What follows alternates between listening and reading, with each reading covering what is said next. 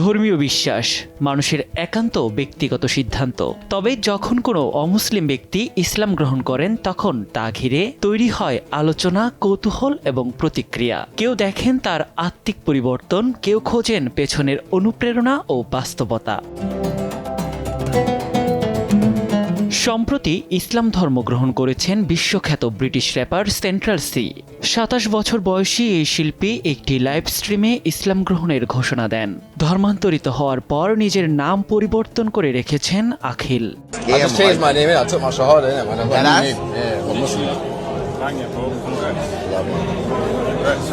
New name still.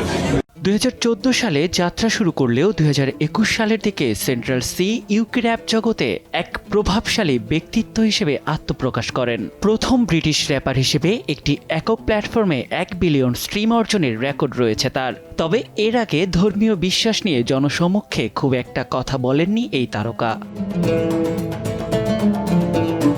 গত কয়েক বছরে সাফল্যের তুঙ্গে রয়েছেন সেন্ট্রাল সি। পেশাদার জীবনের ব্যস্ততার মাঝেই তার এই আধ্যাত্মিক পরিবর্তন ভক্তদের মাঝে ব্যাপক আলোচনার জন্ম দিয়েছে। বিশ্বজুড়ে তার অনুসারীরা সামাজিক মাধ্যমে শুভকামনা জানাচ্ছেন। মুসলিম কমিউনিটির পক্ষ থেকেও তার এই সিদ্ধান্তকে জানানো হয়েছে উষ্ণ অভ্যর্থনা। নিয়াত শুভ, সময় সংবাদ।